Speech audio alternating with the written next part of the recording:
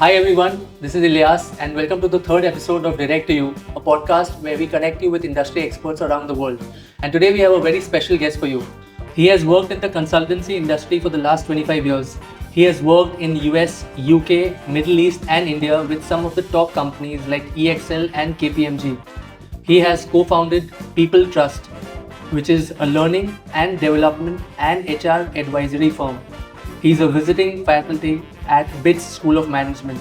He's also a philanthropist and serves as a board member in a number of non-profit organizations. He's also an avid sports fan. He has been coaching school football teams since 10 years. We welcome Mr. Ratan Postwalla. Hi Ratan, welcome to the third episode of Direct to You. Welcome. And it's a pleasure having you on board. Likewise. Thank Pleasure you. being here. And you've been in the field of consultant since the last 25 years. So I wanted to ask you, what does consulting mean? And what does it mean for normal viewers that we see every Okay. now and then? So typically when people think of consulting, they think of McKinsey or BCG or Bain or Carney or the Big Four, right? These are the names that normally come to mind. But I think if we step away from these brand names, consulting in its essence is essentially when one person or one organization advises another person or another organization on how they can solve a business problem, right? So at its highest level, yes, it could be one of these very fancy strategy consulting firms advising a large global organization on how to reduce costs by, I don't know, $5 billion. Okay. And then they submit an invoice of $100 million for doing a 1-year project, right? That's at its biggest level.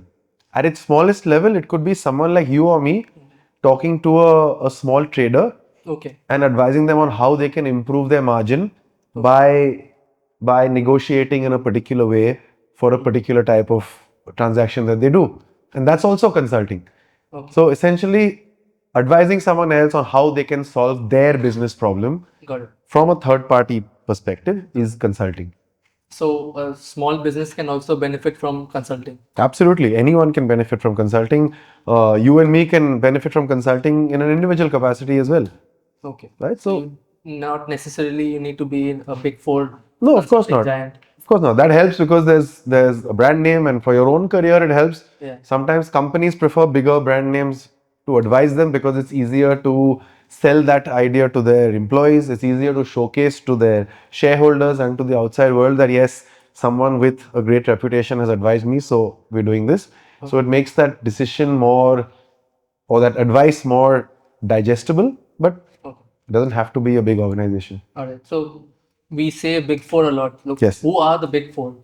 So it actually earlier was the big six, and then it became the big five. Oh. And then after Arthur Andersen sort of was forced to shut down after the Enron scandal, it became the big four.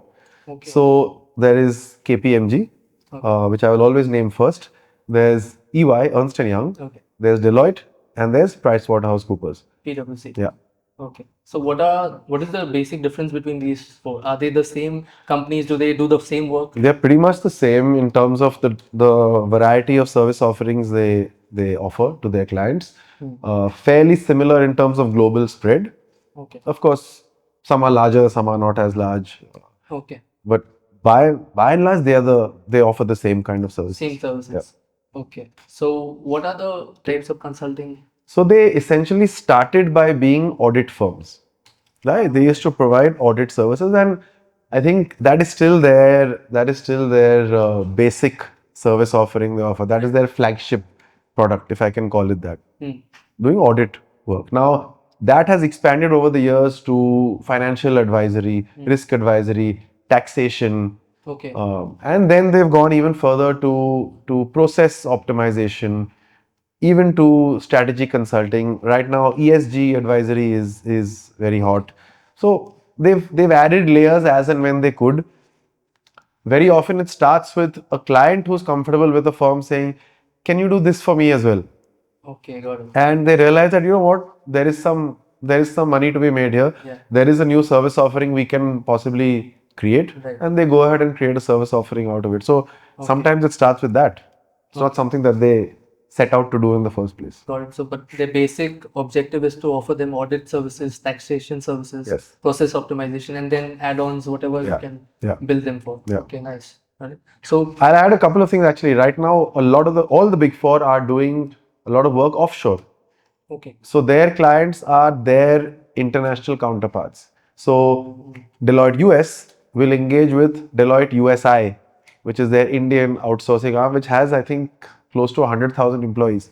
okay, But their client is Deloitte USA, maybe UK, Australia, a few other English speaking countries. So they do sort of back end work. It's a very loose term and people might object to it, but yeah, they do back end work for their main counterparts. global counterparts. For example, Deloitte USA will give work to Deloitte India Yes. because the margins are more higher. Yes, that work will be done cheaper, faster, Okay, better, better. and while they're sleeping over there. Right? So you send some work to India, India works while the US They're sleeps, sleeping. Okay. and when they wake up in the morning, that work is done. Okay, so that's a 24-hour work Yeah. machinery. Yeah. Okay, wow, that's amazing. So in terms of the new age AI technology, how has AI impacted the consultancy industry? So again, I'm not an expert on the subject, but from whatever limited knowledge I have right now, I don't think it's impacted it so much yet. Okay. But I fear that it'll create a huge impact in the years ahead. And I think in here in Kolkata, it'll hugely impact the whole the IT space, the IT and ITES spaces, because Okay. a lot of those jobs can possibly be automated and can be done by AI in the years ahead. Right. So I think there's going to be a huge impact in Sector 5, Rajarhat, Newtown, places like that, where maybe tens of lakhs of people are employed today in this space. I don't know what the future is for them. Coming back to your original question on how AI has impacted it, I don't think it's impacted it that much so far. I think a lot of these companies and firms talk about using AI a lot more than they are right now. Fair enough, understandable. But I do think it's going to come in a lot more in the year ahead. There are already organizations that are doing things like, let's say, revenue assurance. So making sure that the company is recognizing revenue as per their contract. So a large company might have thousands of contracts, right? Right. And they recognize revenue in their profit and loss account based on what those contracts terms specify. What would an audit firm normally do? Look at the contract, look at the revenue, match them, see if it's okay. It's done manually. Today, there are AI tools that do that already. Okay. Again, they'll be more accurate, obviously much faster, obviously much cheaper as a result. So that's already started, and I think it's only going to increase in the next 5 years. Are the Indian consultants skilled enough right after college to join these big organizations? Yeah, I think a lot of them recruit people straight out of college to do the lowest end of the tasks. But so I know, for example, that there are big four firms who recruit like over 100 students from a single college in a year. Okay. But that's typically for their offshore operations, Okay. where again they have tens of thousands of employees and attrition is very high. Working hours are difficult, work-life balance becomes a challenge. The nature of work becomes unattractive after a while because you're essentially working offshore for your counterparts internationally. So attrition is very high. It can be maybe as high as 80 or 90% at the lowest level. So they've got to keep backfilling for this. So yeah, thousands and thousands of people join every year. There are a lot of the young consultants get burnt out very often while working for a big firm. Like, how do you keep up with the burnout? So I don't think it's only with the big four. I think a lot of younger people entering sort of high pressure, high growth areas face the risk of burnout because work-life balance is a huge challenge there. Okay. I don't know if there's a solution for them. I think a part of the solution is that you've got to accept it. In the early years of your career, you've got to work. Right? Now you don't work at the cost of your health or your personal life or whatever it is, but at least 10, 12 hours you have to put you can. In the early years, 1 or 2 years, 3 years, okay. I mean, I don't advise it, but if that's the case, do it. Okay. Once you reach a stage where you can dictate your timings to some extent, well, then do that. Show that you're good enough to finish that day's work in 8 hours. 8 hours. You don't have to stay till midnight every night. Okay. why should your manager say no to you? Yeah. And I can talk about this for hours on end because I'm a big believer in work-life balance. And I think organizations are lazy. Okay. And I think senior leadership is lazy and scared to break the status quo. It's almost become a done thing that in consulting we will work late. We Yes. get paid well, so we'll work late. Doesn't have to be that way. There was also this case of an EY consultant Yes. who died. I Yes. think this was in Gurgaon, No, in Pune, I think. in Pune. Yeah. Yes.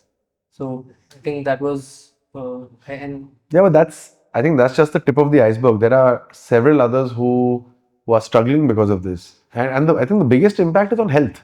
right. You see people who reach 30 and they're half finished because they've not looked after their health for the last 8 or 9 years. And along with long work hours, along with high stress, comes bad diet Okay. because you're eating pizzas almost every day. Okay. Along with that comes that after work culture of going for a drink or three.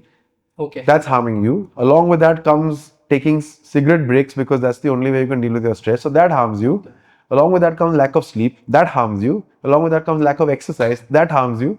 Right. So it's not a double or triple whammy. It's like so many things happening together, and Right. this is why I feel that someone's got to break this chain, right? You can't keep doing this forever because it's costing a lot of people health and career and all sorts of things. But the consultants who I've talked to, they've said that there's also an added sort of the status quo that when they join a top four consulting firm, and also there are benefits, as you said, pizzas and work parties. It's hardly a benefit, but yeah, sure. But those are still there. So, people are more attracted to, okay, that life, even if work-life balance is not there. So I think if you go to a level above the big four, for example, the perks there and the lifestyle benefits you get are significant. I mean, I've met so many 25-year-olds who are possibly, platinum members of various airlines, who are platinum members of various hotel chains, frequently get upgraded, travel business class maybe as a result of the firm's policies. Yeah. Now to leave that becomes difficult, earning sort of significant salaries, and as a result of which they can take 2 or 3 really nice holidays every year. Right. They have a nice car by a very young age. Yeah. They live in a really nice apartment. Now to let that go becomes difficult. Okay. It's and I can understand it's difficult to ask a 26 or 27-year-old that okay, you can work 8 hours a day, but that cuts your lifestyle by half. It cuts your income by half. Who's going to take that? Right. They are afraid to start up. So yeah, the trade-off becomes very difficult for them to accept. Okay. Wow, never thought of that. So you mentioned there are bigger companies than the big four. So KPMG, Deloitte, EY, and PwC are top Are the big four. big four. Yep. Like who are on top of that?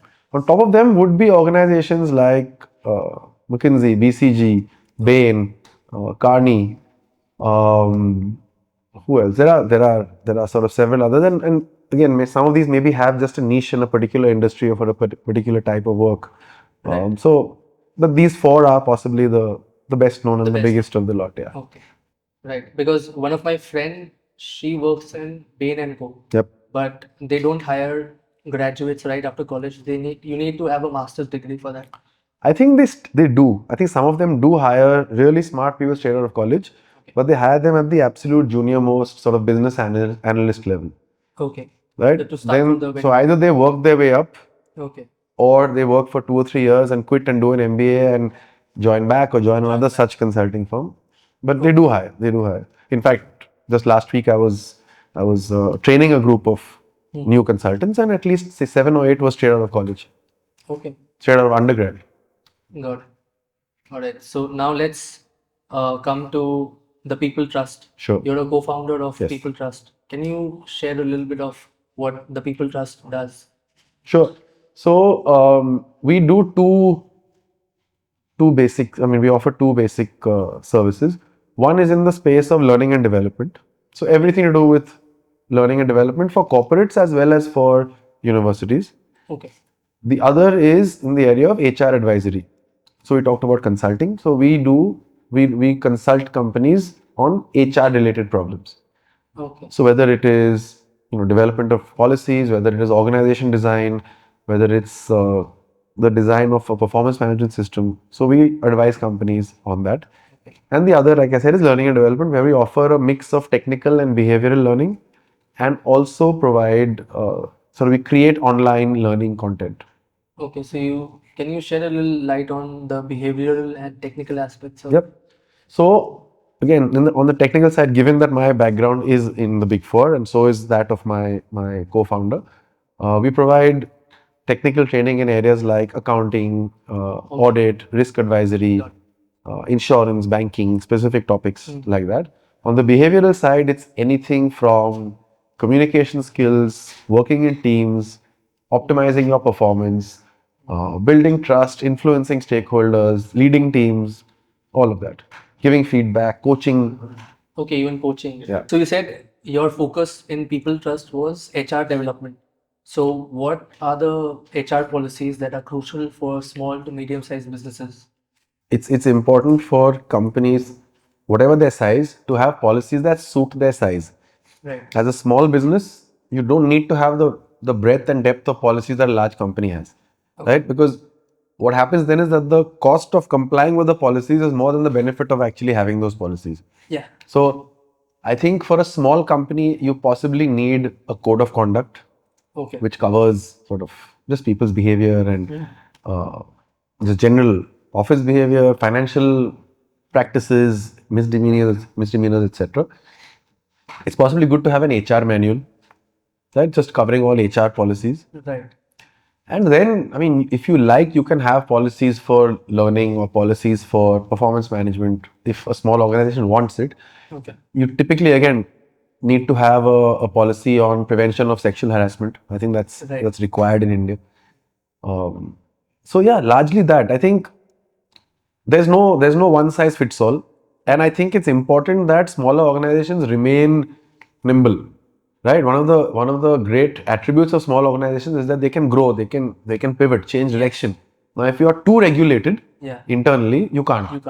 If there's a rule around everything, you can't. So as long as you're not breaking a law, as long as you're not doing something unethical, I think flexibility is good. There's a great quote by Jeff Bezos, and again, people can question some of his HR policies as well. But it's a separate topic. He says it's always day one at Amazon, which means even though Amazon is now a huge global company with tens of thousands or hundreds of thousands of employees, their mindset is like it's the first day.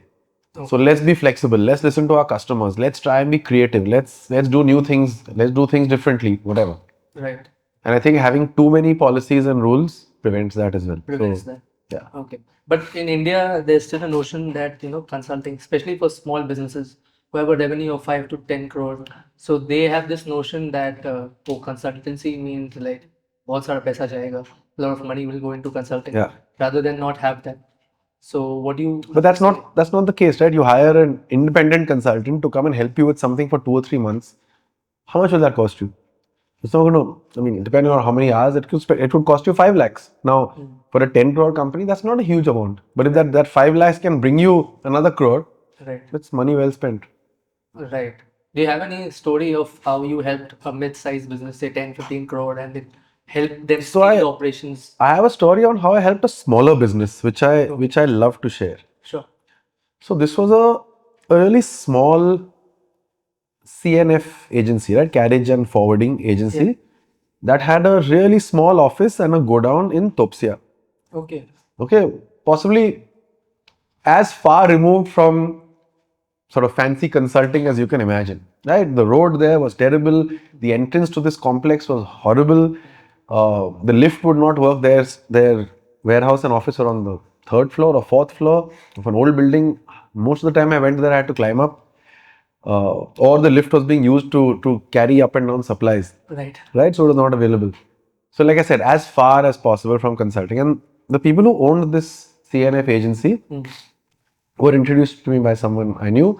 And they were like, we're not doing well at all. They were working for one of India's largest pharma companies. They were transporting medication for that company. And we're not doing well, and we feel our employees are cheating us, and we're always struggling, and the company is always penalizing us. And all these CNF agencies, the parent company does an audit every month. And it's a surprise audit sometimes, it's a planned audit sometimes, and based on how the warehouse is looking, how timely the deliveries have been, how everything is stored. Right.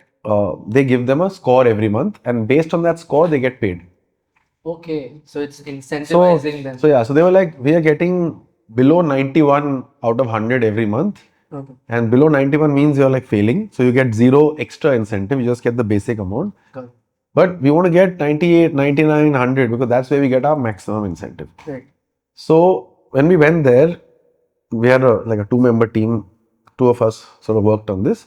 And we told the owners just 2 things broadly, or maybe 3 things. First, you need to be hands-on. Then we gave them 3 pieces of advice. That's it. You need to be hands-on. You need to know every single process better than any employee. If you can do that, no employee can mess with you. Right. Right? No one can tell you they've done something when they've not. No one can tell you this is white when it's black. Right? That's the first thing. The second thing we told them is you have to have some basic processes and checks in place. Basic. Just like have some policies in place, some Right. sort of right ways to do things in place, right? Which we helped them to put together. And the third thing, and this was a big risk because I had never done this third thing with a small organization until then, is you got to set up a proper performance management system. I'm a big believer in performance management. What does that mean? You pay people, you don't pay everyone the same. What happens in India typically in smaller organizations? Yeah. You get your salary and you get 1 month bonus, which is typically paid out during the festive season. Right. Right? So it's basically socialism in a business, in a capitalistic environment, which just makes no sense. Right? So they agreed. Again, because they were small, Okay. they agreed to this. Got it. So the first thing we did is we got all the workers together. And remember, this is a team of 30 or 40 people, Okay. of which 80% were labor, carrying stuff up and down, and loading, unloading from some truck and loading into another truck and stocking everything in the godown. That was the team, basically. I mean, there was some management staff and data entry staff, but basically it was these people. And we got them together and we asked them a simple question. If you and I are working in the same team, you carry 100 boxes up in a day, I carry 80 boxes. Who should get paid more? I said, I should get paid more. Okay. So I said, yes. What is happening today? Today we are getting the same. Right? So I said, what does that mean? That means you will say, why should I carry 100? He's carrying 80. I'll also carry 80. Right. I'm saying, I'm carrying 80, he's carrying 100. I'm getting the money. Why should I carry 100? I'll carry 80. So we are both pulling ourselves down because of this socialism that we're following. Okay. So do you agree that we should follow capitalism? Do you agree that if you carry 100, you should get paid little more than me? Right. Yes. Do you agree? So I asked another person. Do you agree that if you carry 80 and he carries 100, you should get less than him? So they all agreed with Yes, I agree. So the first thing we did is we got their buy-in. Okay. We set this up. We took about 2 months or so to set this up. After that, we stayed in touch with them for another, say, 9 to 12 months. They got 98, 99 or 100 in that score. Wow. For that entire period. So their salaries increased. That the payment that they received from their parent company, from the company for whom they were doing this, that increased. Okay. They were showcased as like a star CNF in India. Wow. And they were happy there. People were happy because they were getting paid more. Yeah. So instead of that 1 month fixed bonus, they were sometimes getting 2 months bonus, like 2 months salary as bonus. Now for a worker, that's huge. Yeah. And this truly made me believe in the power of like managing performance sensibly. Like you work well, you get rewarded. You don't work well, too bad. What happens is that companies today are scared to lose their worst people. Yeah. They are ready to harm their best people, so to keep their worst people. And for me, that sounds so illogical. Right. Keep your best people. If your worst people leave, they leave. Because they're not getting paid the same, that's fine. You didn't work, you didn't get paid. I think they're more afraid that they won't find anyone else. Why are you afraid of losing your worst employees? When I say worst, I don't mean it as people, but your worst workers. Yeah. At the end of the day, it's capitalistic. This is not an NGO. Right. Right. It's an organization. The job is to make profit. Right. Now, if you're helping me make profit, great. If you don't, too bad. Right. Wow, that's an interesting story. So we have, like, I know personally a lot of guys who don't have any HR policies in place. Their companies are mid-sized businesses from 15 to 20 crore, and they don't have any HR policies. They don't have any SOPs in place or masters in place. So how which one do you attack first? I think you have to attack all together, Okay. little by little. All right. But I think what's most important, so dealing with change is one of the toughest things for organizations and individuals, right? Doing something differently. We all love habit. We all love doing the same thing again and again because we're comfortable. We know it, we're comfortable. If you go in and say, okay, we're going to do this, this, and this, people can't deal with it. But make incremental changes and let the client, if I can call them that, own the change. All right. Right?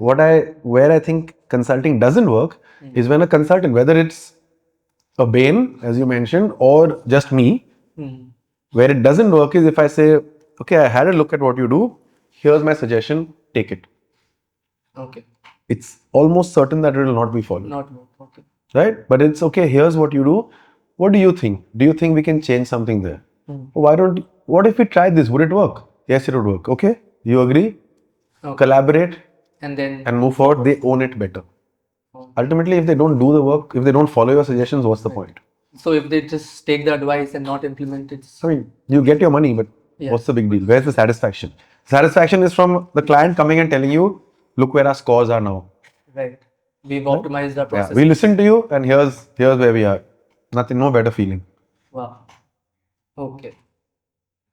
I'll take this advice because so even our operations are sort of like that, where SOPs are, we're just coming up with SOPs, we're just coming up with masters. So that helps a lot, helps to optimize the business in the sense you don't have to do the same work again and again. Yeah. So that helps a lot. So what's a typical day for you like after your work or like before work, like during the day? It's a very difficult question to answer. One of the reasons why I love doing my own thing Yeah. is that I don't have to follow someone else's routine. Right. I don't have to follow typical work timings. I don't have to show up to work because someone else says I have to show up to work. Right. So I don't have a typical day. But if I think about it, so I probably on most normal weekdays, I wake up at 6 because I coach a girls' school football team. Oh, So nice. that happens at 6:30 in the morning. I'm not a morning person, but I've done this for 11 years. I don't know how, but I have. I enjoy it so much. So possibly that's what makes me wake up when the alarm goes off. Yeah. So I'm doing that from around 6:30 to 8. Right. I then come home. Again, the advantage is I work from home, so I don't need to get ready to go to work. So if I don't have a call in the morning for which I need to look presentable, I can start like it's just my laptop and me, right? So Right. I can, and it's my phone and me, so I can whatever check emails, respond to something. If there's a call, an audio call, I can make that call. And yeah, I'm generally sort of working through the day. But if I have something like this in the middle of the day, I have the independence, the freedom to get out and do this, right? If I have a if the school has a tournament in the middle of the day, as they do day after tomorrow, Yeah. I can go for it. Okay. Now, as a result, sometimes I may have to catch up at night or over the weekend, but that's fine. Got it. I generally like to meet some friends or the other every day. I like to play some sport myself on an almost daily basis. Doesn't happen as much as I want to. I'm also involved with quite a few sort of other social causes. Again, lots of other friends and family who, I mean, there are whatever engagements that I have.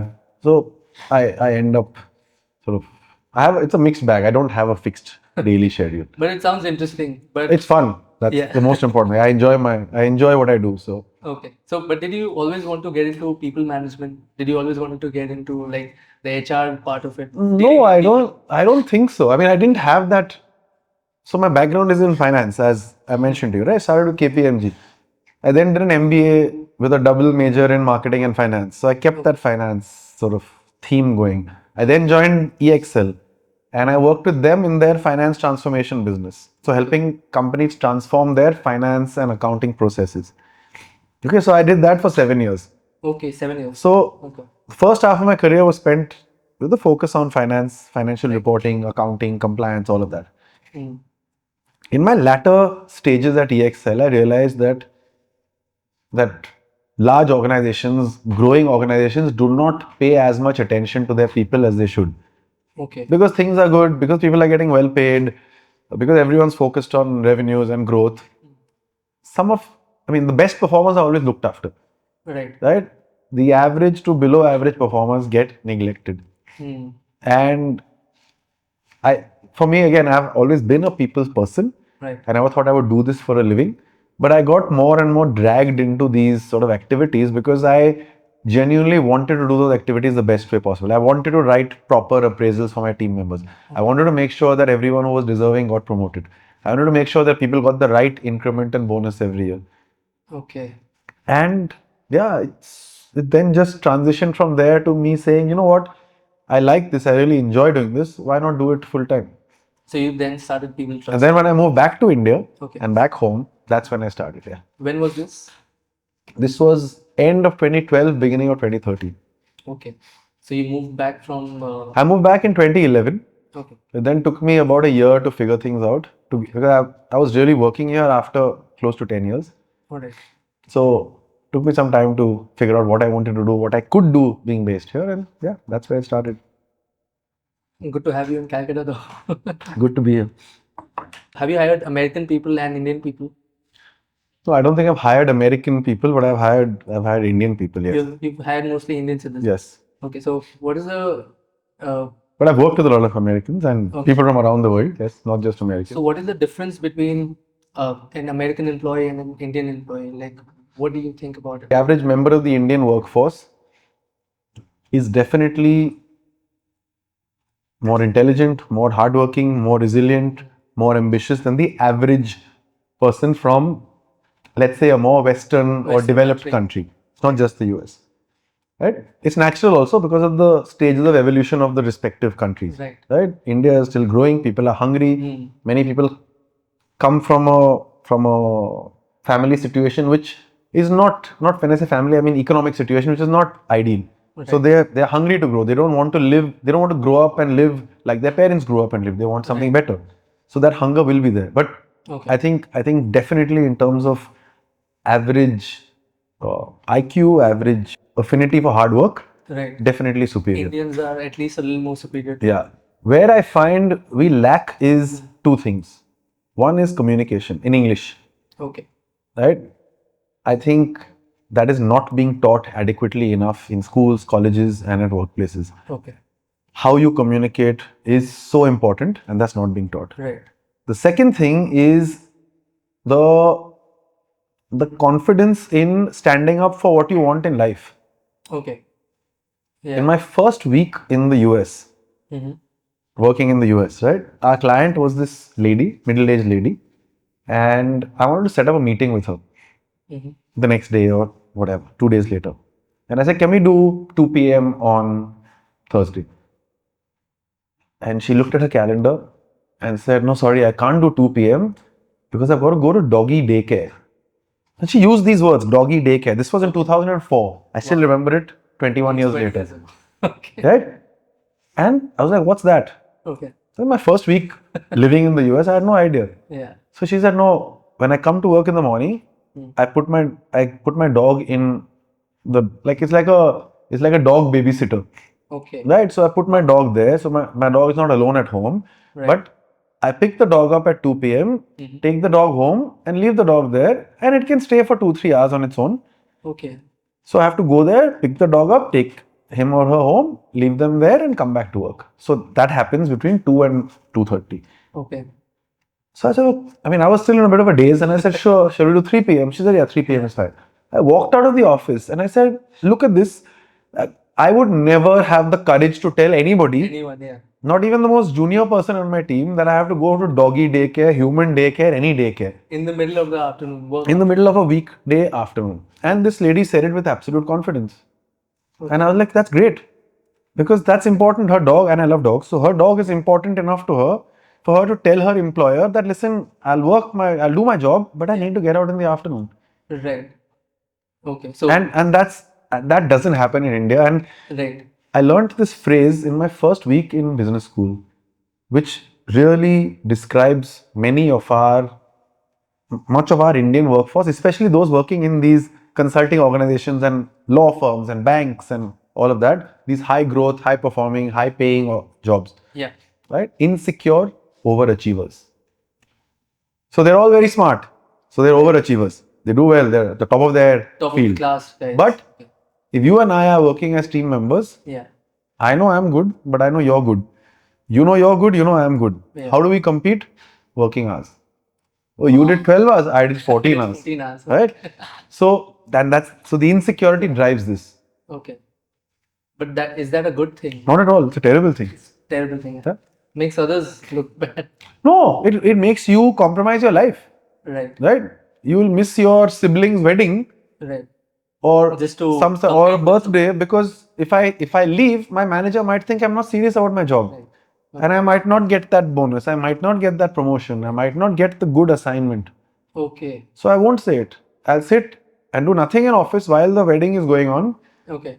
Just to show that Yeah. I'm working, I'm at the office. Or I may go for the wedding, but I'll say I'll take a call for half an hour in between. Oh. Why? Because I want to show that I'm so devoted to my job that I'm there 24/7. So those are insecure Overachievers. insecure overachievers. Yep. Okay. So I love what a that new because I term think that's like so perfect. And I know I've worked with many of these throughout my life. Yeah, I've come across a couple of them. Like Yeah. sort of irritating. So, No, I won't say that. It's just the system makes them that way. okay.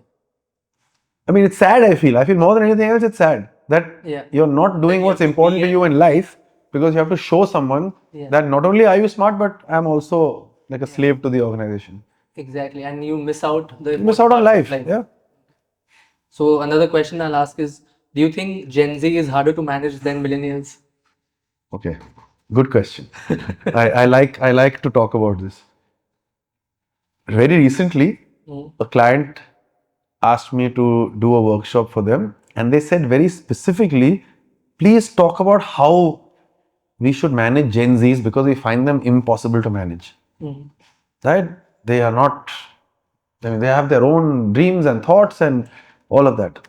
So I said, sure, I would love to, but I may not say what you want me to say. I'll say what I want to say.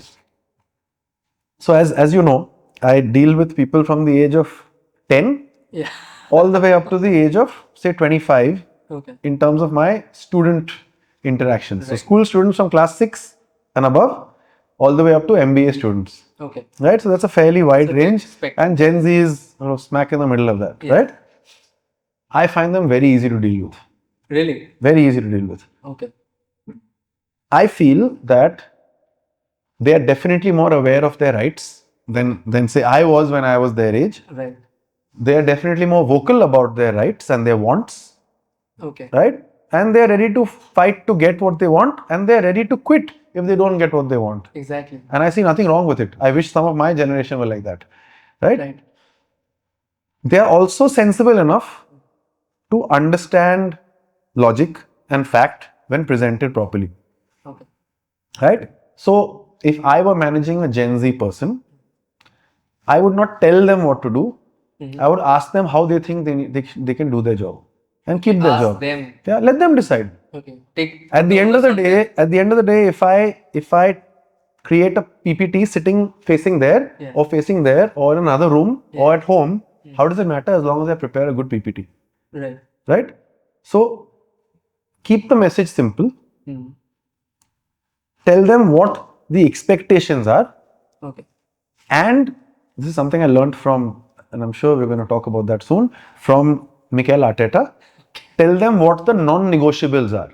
Okay. Like things that they cannot Which is a red flag. disobey. Okay. Which is a red flag. What? Not red flag. Rules. Rules. Okay. But keep the rules simple and short. Okay. Right? For them to follow it easily. Yeah. So rules are, suppose client comes first. Right? Whatever happens, if you committed something to the client, you've got to deliver. Okay. Suppose. Second could be that whatever, professionalism has to be at the top level. Right. So if you show up on a Teams call or a Zoom call, you have to have had a bath, you have to look properly groomed, you have to wear a proper, whatever, at least upper half garment, right? Whether you're if you come to work, here's the dress code. And the third could be, I don't know, maybe how you deal with your team, how you communicate, all of those things, right? Professionalism that way. That's it. Other than that, do what you want. Right. So you give them the freedom to do. Yeah, freedom to live their work the way they want to within this framework. Got it. Right? If you try and micromanage them, they'll push back. If you tell them, no, you must stay in office till your manager stays in office. Why? Yeah. They're like, I don't have to. I've done my work, I'm going now. Great. Do your work and go. Okay. So I have never had an issue dealing with people of this age group. What about millennials? If you, again, there's the word empathy, right? Right. Put yourself in the other person's shoes. What do they want? Find out what that person wants, how that person likes to be led. Again, I learn a lot of this from sports management. There are all the great coaches will say that there are two types of players. One player who wants an arm around the shoulder, the other player who wants a kick up the backside. Okay. Right? Yeah. Give the person who wants the arm around the shoulder, give them the arm. Don't give them a kick. Okay. And the person who wants the kick and needs the kick, give them a kick. But I don't you mean just literally. identify. Yeah. Lead a person the way that they work best, right? Right. I'm sure, again, we've played enough sport together and we've seen people who will yell at a player and put them under more pressure. Yeah. Some players like to get yelled at. Right? It keeps them awake and alert and focused. Yes. Others get stressed. Yeah. Now, if you're going to stress out a team member because that's your leadership style, you're a bad leader. Right. Okay. So, there's no issue, whatever generation people are from, humans are the same. They want to do well. They want to grow. They want to succeed. But they want to do it their way. And today's Gen Z is ready to express that. So, good for them. So, Ratan, you've been a avid football fan, or I should say avid sports fan. You've played hockey, you've played football. So, where does the love for the sport begin, and when did it start? I can't even remember. It was that long ago. But it's certainly, I mean, there is a family connection to it. So my dad had a long sort of amateur career as a sportsman. His brother was a very good sportsman. And my mother's twin brother, who's also my dad's childhood friend, he was a very good sportsman. So nice. These three sort of male influences in my life as a kid were very present. I mean, I can remember talking to each of these three people about sport for the longest time. As you know, we have our Parsi club here. Yeah. And again, from childhood, you're just sent there. Right. And you if play, you like also. Yeah, if you think that the facilities are basic now, you should have seen them 40 plus years ago. They were even more basic. So all you did there was played sport. Alright. And you played sport through the year. And sometimes you played 3 sports in a day, 4 sports in a day. Okay. So all of us were brought up playing a variety of sport. In those days, as compared to today, there was no question of sort of shame for not being good in something and bad in something else, right? So I have never been a good table tennis player, but every year I played the table tennis tournament. I may have lost in the first round or the second round every year. So what? You still played. Right. So we just played every single sport growing up. I went to school at St. Xavier's, and St. Xavier's also in those days had a tremendous sporting culture. We used to play inter-class sort of matches across 7 different sports. And in every sport, there was a class A team and a class B team. Wow. So let's say football. So you had a squad of about 14. And class A team and B teams, out of 42 students or 43 students, 28 were in your team. Okay. Right? So everyone was playing every sport. Every sport, yeah. Whether you were A team or B team, you were all playing. Right. So even a football player was playing hockey, badminton, Yeah, basketball, right. anything. Exactly. So I may not, like I said, I may not have been the best table tennis player. And for most of my school life, I was in my class B team in table tennis. But I still played table tennis. Alright. So you got a hang of all Right. the So, sports. so yeah. And again, the shame of being not so good and all that was not a thought that we just played. Right. Okay. Like we all went for athletics heats. Whether we got selected or not, we all went for it. Right. So yeah, I think sport was the only other thing to do besides your school and all of that, right? Again, no phones, no computers, no nothing. Most of the time, no electricity in the evenings. So we just had to play. I mean, playing was that one constant we had since childhood. So yeah, that has never left me. Right. And you play football, and you also manage a school sports team, I a football coach- team. I coach- You coach a yeah. football team. Yeah. How is that going? When did it start? It started in 2014. Okay. It started as a 2-month gig. They were hosting a tournament and they wanted someone to coach them for 2 months. Okay. And I went, and it's like we really hit it off. We did really well in that. We lost in the final. And they were like, no, we can't stop now. We got to do more. Then they upped it. No, the students said, like there were 12 or 14 students in that first group. Yeah. And they said, no, we don't want to stop now. We want to keep learning Alright. and keep improving and keep playing tournaments. And that has now gone on for 11 years. Okay. So I hope they win trophies now. Let me tell you, we've played 5 tournaments this year and not lost a single match. Really? Yes. Wow. That's amazing because sort of Indian schools, they do not hire Yeah. coaches. They are reluctant in hiring coaches for some reason. No, they do. So at least the school that I'm attached to has coaches for every sport. Um, other schools I know don't hire coaches, right? They don't prioritize, and especially football for girls, it's not prioritized, and Yeah. it's sad to see. These girls come and play tournaments and they have no idea what's going on because they've never been taught. I don't blame them. Their families discourage them. Right? Okay. We have had situations like the first thing that goes, the student does badly in an exam, stop football coaching. Yeah, I'm like, it what's has the no connection? relation with- Right? There's no connection. So that's something that we battled over the years, and of course I have fought that battle as strongly as I could. Yeah. We've had situations where someone was not allowed to join coaching for maybe their entire school life, or maybe for most of their school life. So it's a battle, but Right. we will keep fighting it. Right. Has it ever been something like girl's family has an event going on which has no connection to her, but they'll put the No, I don't. coaching off? I don't think it's that, but it's it's raining, won't send the girl. It's too sunny, won't send the child.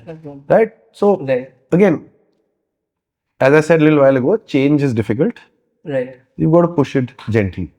Right. I hope it I think we're in a much better place than we were 10 years ago. 10 years ago. But that's because it's Calcutta. Do you think in rural towns it's still the same thing? So honestly, Women I think girls football, at least in rural West Bengal, is at a far higher level than in the city. Oh, right. Far higher level. Right. 7 or 8 years ago, we played a tournament which had teams coming from the districts also. Yeah. And we were the best school team in Calcutta at that stage. Okay. And we lost by about some 6 goals in a 20-minute game to one of the district teams. And honestly, if they really had to, they would have scored another 6. It's just that they didn't have to win by any margin, that they only scored 6 goals. So the standard is much higher. There's also a movie about this, Bend It Like Beckham, Yes. where it shows the taboos of Yeah, women, of a absolutely. girl joining a football team. It's still there. And again, you can see it in things like running style, right? Boys are always running and playing Yeah. from childhood. Girls are not encouraged to go out and run and play. Hmm. So their leg muscles are not formed. You can make out that they're struggling to just run, some of them. Okay. Wow. Then again, this being in the sun, getting darker, is a big issue in India. It's a big issue there. And the families discourage it for some reason. You're brought up with that mindset. Let's stay in the shade. Let's avoid the sun. Let's be fair. Right. So subconsciously, that bias is in you. The moment the sun comes out, or can we talk in the shade? Okay. All right. So you're a long time Arsenal fan. Yes. Have you been to any of the matches Several. in London? You've been to? Okay. Yes. How was that experience? Well, when they win, it's great. Fortunately, Yeah. I've been to many more victories than defeats. Defeats. Okay. That's a lucky one. Not really. So, ordinary members don't get tickets for the big games. Right. So I because they're never- so expensive also. Not just that, but the quotas are there for their season ticket holders, gold members, platinum members, things like that. Oh, wow. So as a result, I've missed all the big 5-0 and 6-0 losses to the big teams in the past. But you're a season ticket holder. No, I'm not a season ticket holder, but I'm a member. Oh, you remember? Yes. So to join the Arsenal fan club, I would say. It's not fan club, membership. Memberships. Yeah. How much does it cost? It costs something like 3,000 rupees a year. 3,000 rupees a year. Okay. So do you get preference over when the tickets come out? You get access to tickets, that's all. Oh, that's it. Oh, nothing else. No. Okay. Because Arsenal have a reputation of charging a lot to the fans. Yeah, they have the highest average season ticket price. Really? Yes. So how much is the average ticket I think price? the cheapest season ticket I was just seeing something recently is £1,200 a year or something. £1,200. Yeah. That's almost 1,20,000. 1.5 lakhs. Close to 1.5 lakhs a year minimum. So to watch one match would cost you around 1.5 lakhs. No, that's a season ticket. So you get tickets for all home games, Oh, sorry, or that- almost all home games as a result of it. All the home games. Okay. Yeah. So there are about 19 home games In the league, there are the 19, and then there's cups and Champions League and leagues. So okay. So you pay about 1,50,000 for all the yes, uh, minimum. minimum. Okay. Wow. Is that too much? Or is it like The right price is what the customer is willing to pay. okay. Do you like what Mikel Arteta is doing at Love the it. club? You love I'm it. a huge fan. Huge fan. So how would you rate him versus Wenger? Arsenal and Wenger. So Wenger will always be the godfather. All right. But I think Arteta he's different. He's much more intense. He's much more sort of focused on victory. And I think Wenger was a much more of a people's person. Right. But I think they're both right for their time. So if you would replace Mikel Arteta with another manager, I who wouldn't. would that be? No one. Just hypothetically. No one. No one. I would like him to stay for as long as possible. Okay, so we have a very avid Mikel Arteta fan over here. So, but did you like him as a player? I did. You did. I think he loved the fact that Arsenal signed him at a very late stage of his career, and you could see that he took a pay cut, I think, to come to Arsenal. Okay. And you could see in the way he prepared for matches, in the way he played, and the way he spoke that he was something else. Just a couple of questions for the football fans. Sure. Okay. This is a very boring question and a very cringe one, but Messi or Ronaldo? Messi any day of the week. Messi. Greatest of all time. Greatest of all time. Yep. Because of the World Cup? Greatest attacking player of all time. As a defender, I must clarify that. Okay. But it's because, is it because of the World Cup that he's won? No. No. Just because of how he plays and how he behaves and on the field and Got it. his vision of the game. So for me, Ronaldo is a great player. Right. He's possibly the second greatest attacking player of his generation. Right. But he does half of what Messi does. Okay. Half of what Messi does. Yeah. In terms of playmaking, scoring goals, and being a complete team player. Yeah. So there's Messi, there's Ronaldo, and the rest. Okay. So we've come to the end of the podcast, and this is the last round, which is a rapid fire round. And I think you've seen a lot of Coffee with Karan. So I've just prepared a small rapid fire round. Sure. And we'll give you points out of 10. All right. Okay, let's go. All right. So first question: what's the one skill every employee must have in 2025? Communication. All right. The most overrated management buzzword right now. Work-life balance. Work-life balance. Tea or coffee to survive Monday mornings? Tea. Tea. All right. Your management mantra in one sentence. Do the best you can for your people. All right. Yeah, that's very nice. All right. The worst part about Calcutta's traffic. Honking. Okay. Yeah, that's true. Okay, you're stuck in a car with someone in Calcutta's traffic. Which football player or a manager would you choose? Arsene Wenger. Arsene Wenger. All right. Out of the big four, choose one. KPMG, Deloitte, PwC. KPMG all day, every day. Of course, loyalty. All right. The best last-minute goal that you've seen. The one best I've seen is Gabriel Martinelli versus Manchester City. I was at the Emirates Stadium when he scored. All right. And this was in the last This was 23-24 season. 23-24 season. Okay, wow. And did Arsenal win? Yes, 1-0. Okay, if Arsenal offered you any leadership role at the club, which one would you choose and why? It would be assistant manager to Arteta to learn how he manages players and build strategy for the team. All right. Being a football manager or a teacher in a classroom? Both. Both. One by day, the other in the evening. No, you have to choose one. Teacher in a classroom. Teacher in a classroom. All right. Pick one. Arsenal wins the Champions League or your team nails a $1 million project? Oh, Arsenal wins the Champions League. That's the same as $1 million. Much more achievable. All right. The last one. Best Arsenal player according to you? Of all time? Of all time. Tony Adams. Tony Adams. Yes. Captain for over 15 years. He won league titles in 3 different decades. Really? And my defensive hero. Wow. Besides my dad, my defensive hero. All right. Okay, so we've come at the end of the podcast, and because you're the first guest that is in the rapid fire round, I'll give you a full 10. You better. They were like, hit them out of the park each one. But I'd like to take a moment to thank you for coming to the podcast. Pleasure. It was a great learning. It was a great learning for me as someone who has no experience in management consultancy and has seen the management people just from the outside. It was a great take on the experiences that you had, and thanks for sharing that. It was also the most sensible conversation you and I have ever had in our lives. See, I can talk sensibly, it's just me, someone, as you said, someone holding my hand or someone just putting around on my shoulders, and it's just It's been a learning experience for me also about you. But thank you so much for coming. Pleasure. Good luck.